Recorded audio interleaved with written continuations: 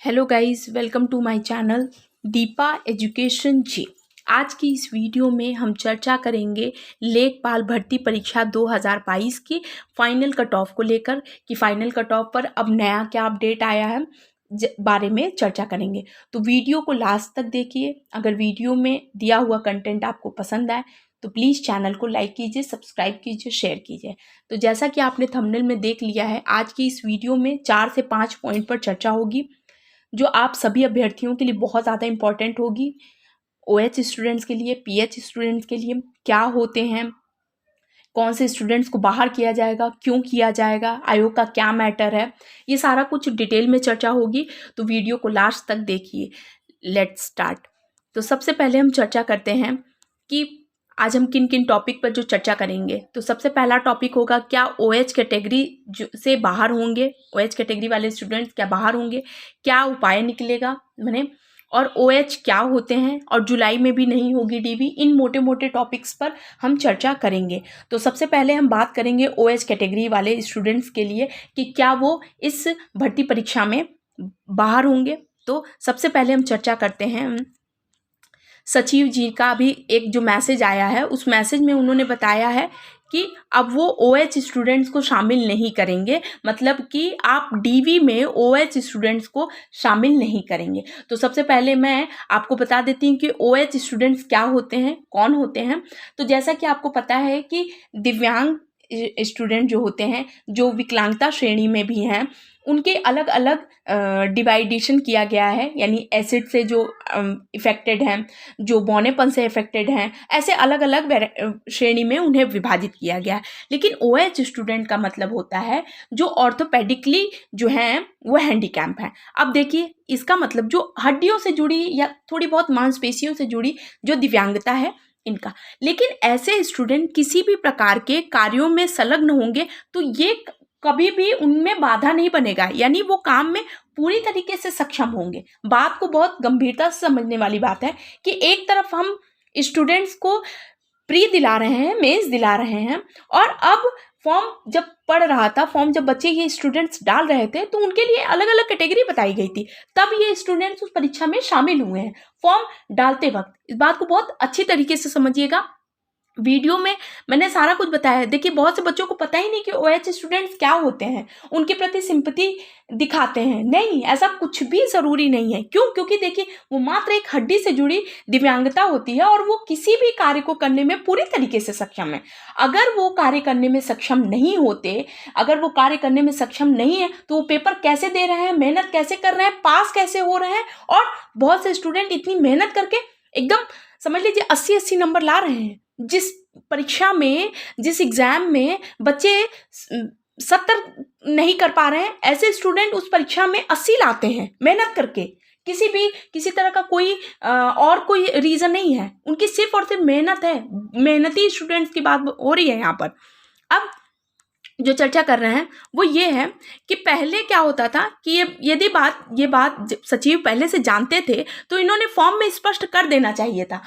तो इन्होंने फॉर्म उस समय नहीं किया। अब जब अभ्यर्थी मेंस परीक्षा प्री दिए, मेंस दिए, पास हुए हैं, और अब ये बयान इनका जो दे रहे हैं ये सही नहीं है।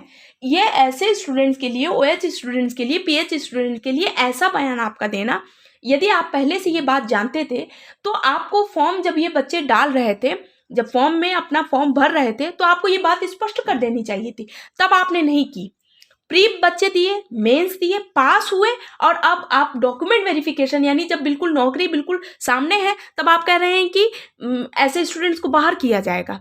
अब देखिए, ऐसे स्टूडेंट्स क्या करेंगे और क्या करना चाहिए ऐसे स्टूडेंट को।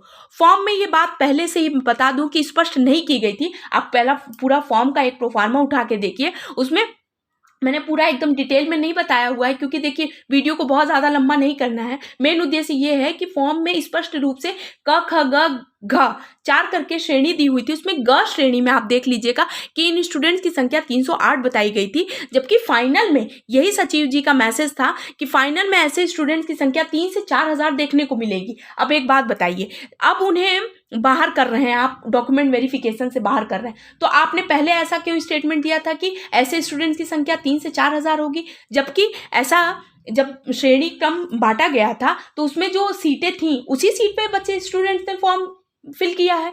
तो अब आप ऐसा मैसेज कर रहे हैं, ऐसा बयान दे रहे हैं, तो ये पूरी तरीके से गलत है। अब क्या है, पीएच स्टूडेंट्स के पास दो ऑप्शन है। आज वो मुख्यमंत्री के पास जाके उत्तर प्रदेश गवर्नमेंट से ये दरख्वास्त करेंगे कि ऐसे स्टूडेंट के लिए आप पूरी तरीके से कार्रवाई करिए, और दूसरा है साधन कोर्ट का। क्योंकि देखिए वैकेंसी चाहे थोड़ी डिले हो जाए, क्योंकि देखिए अभी आपको पता है कि एक वैकेंसी में मिनिमम से मिनिमम 3 से 4 साल का समय लग जाता है। आप जानते हैं ये बहुत कम समय में बता रही हूँ, क्योंकि पिछले साल 31 जुलाई 2022 को ही परीक्षा हुई है। अगर कोर्ट में चली गई वैकेंसी, भर्ती चली गई कुछ स्टूडेंट्स के लिए जिनके साथ गलत हो रहा है, तो देखिए पूरी तरीके से पारदर्शिता के साथ अगर भर्ती होती है, तब भर्ती अगर सीएम से बात करके या कोर्ट के भी किसी भी माध्यम से भर्ती को पूरी तरीके से पारदर्शिता के साथ कराना चाहिए। ध्यान रखिएगा।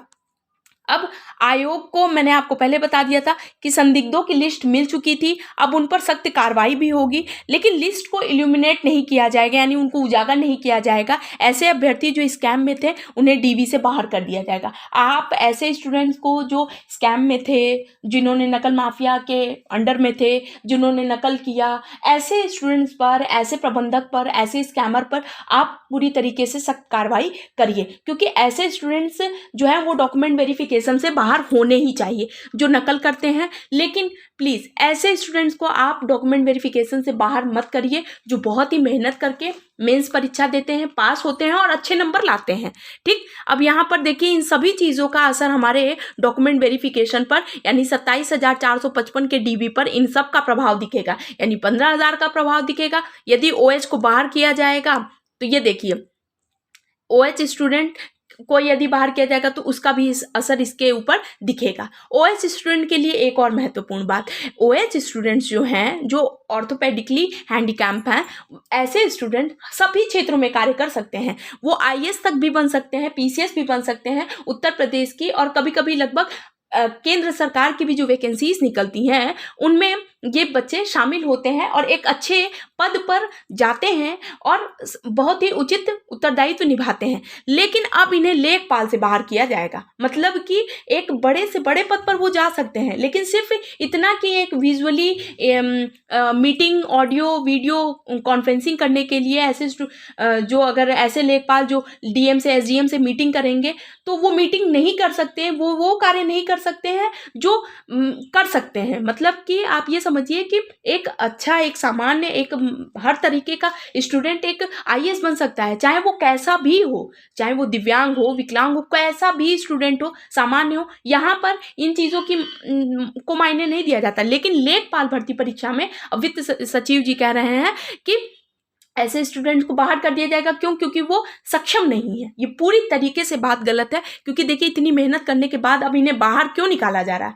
आप इनको फॉर्म नहीं फिल करने देते, 100 का सीधा आप फॉर्म फिल नहीं करने देते। ऐसे स्टूडेंट कुछ और मेहनत करते और किसी और परीक्षा में पास होते, लेकिन आप साल 1.5 साल से इंतजार कराते कराते अब बच्चे जब बिल्कुल पास में लग रहा है, प्री निकाले, पेट का पेपर दिए, अच्छा स्कोर किए हैं, तब ये बच्चे लेखपाल भर्ती परीक्षा में शामिल हुए हैं, यानी एक टफ से टफ कंपटीशन देकर यहाँ तक आए हैं। अब उनको ऐसे बाहर आप नहीं करना चाहिए। इसीलिए भर्ती या तो कोर्ट में चली जाएगी और या तो इसका कुछ अलग से सॉल्यूशन निकलेगा। क्या मतलब बनता है इन चीज़ों का, ये ध्यान रखिएगा। यदि ओएच स्टूडेंट को भी अगर आप ये समझ लीजिए कि बाहर कर दिया गया, तो ये समझिए कि मेरिट पर इसका बहुत से ज़्यादा असर दिखेगा। क्यों? क्योंकि देखिए मैंने आपको पहले भी बताया था कि यदि 15,000 संदिग्धों को बाहर कर दिया गया, आपके डॉक्यूमेंट वेरिफिकेशन से ही अगर पहले बाहर कर दिया गया, तो लगभग बस 12,000 बच्चे बचेंगे आपके 8,085 पदों पर। अब ये बताइए यदि ओएच स्टूडेंट्स को भी अगर आप बाहर कर देते हैं तो 8,085 पदों पर क्या 8,000 स्टूडेंट भी लेखपाल मिल पाएंगे उत्तर प्रदेश गवर्नमेंट को? बात को मैं जो भी पॉइंट बता रही हूँ वो बिल्कुल स्पष्ट है, बिल्कुल कुछ भी इसमें फेक नहीं है। स्टूडेंट के माध्यम से बातचीत की जा रही है, कुछ भी नया अपडेट आएगा मैं आपको तुरंत बताऊंगी। और जो भी ऐसे स्टूडेंट्स हैं जो बहुत परेशान हो रहे हैं, आपको परेशान होने की कोई ज़रूरत नहीं है, क्योंकि देखिए आपकी मेहनत में किसी तरह की कोई भी कमी नहीं है। और जो भी अभ्यर्थी मेहनत करता है वो किसी न किसी परीक्षा में ज़रूर से ज़रूर पास होगा, सफलता उसे ज़रूर से ज़रूर मिलेगी और इस परीक्षा में भी आपको शामिल किया जाएगा, ऐसा ज़्यादा से ज़्यादा जोर किया जा रहा है। तो इन पॉइंट्स पर जिन पर आज मैंने चर्चा की है, इन पॉइंट पर अगर हम बात करें तो इन पॉइंट्स पर अगर हम बात करते हैं तो जर्नल हो सकता है 76 से 78।